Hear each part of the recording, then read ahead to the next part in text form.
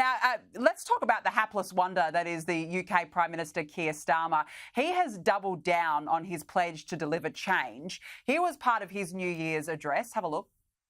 Until you can look forward and believe in the promise and the prosperity of Britain again, then this government will fight for you. A fight for change that will define this year, next year, and indeed every waking hour of this government. Esther, I don't even think this guy believes himself. How much optimism is there that he will actually make genuine change? The answer to that will be zero. That New Year's announcement went down like a lead balloon. There is really no optimism in the country to be found. The problem with the Labour Party is they say one thing and they do the other. Unless you're a union or a train driver here in the UK, you really feel like Labour is only out there to benefit its client groups and basically give nods to its friends, a la Sadiq Khan. But if you're really a pensioner, if you're a farmer, if you're a student, if you're just a working person trying to be productive, pay taxes, take care of your families, the Labour Party has nothing to offer you. If anything, they're detrimental. We talk about the ridiculous immigration figures that have hit basically 2 million in the last couple of years on this tiny island. But what no one's talking about, the people that are leaving. We just talk about net migration. We're not talking about the people that these people are replacing, these sort of lower value, more working class people from the developing world that are replacing, high productivity, high net worth individuals. Can you believe that the UK has lost more millionaires than China, communist China, in the last year alone? And that's a trend that's only going to continue. The UK's Labour Party has nothing to offer the country. Economic growth is nowhere to be found.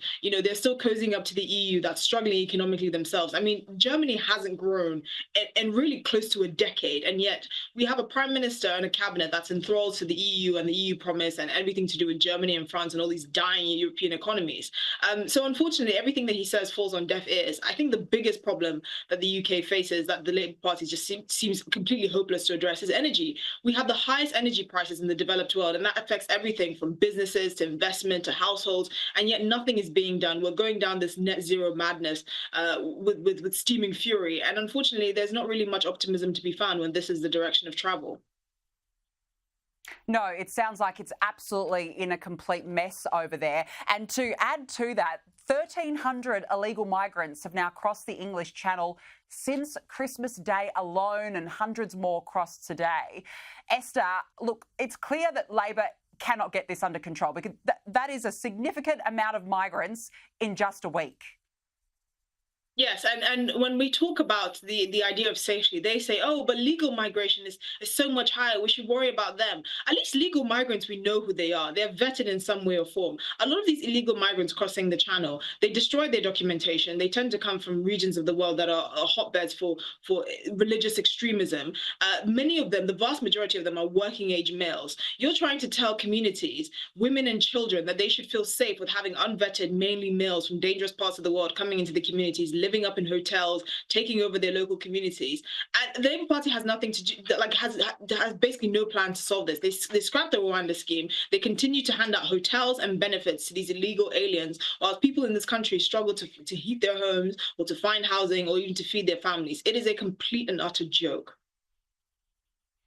Now, you mentioned earlier Sadiq Khan, of course, the London mayor. He has been awarded a knighthood in the New Year's honours list. Esther, some have said that this decision makes the UK the laughingstock. How on earth did he get this honour?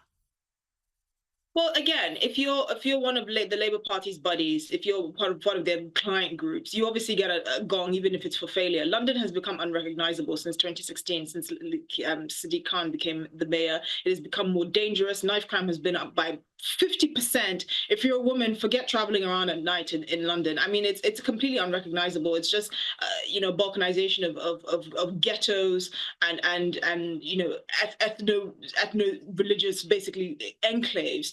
And yet he's being rewarded for this failure. Now, I personally don't think any sitting politician should get an honor anyway, because I think it's extremely partisan and in very poor taste. But to give it to someone like Sadiq Khan just makes a mockery of the entire system. And unfortunately, people are going to lose more and more faith in this Labour government as a result. Yeah, it's just unbelievable. It's always jobs for the mates, as they say. Esther Krakue, good to see you. Happy New Year. Thank you very much for joining me on the show this evening.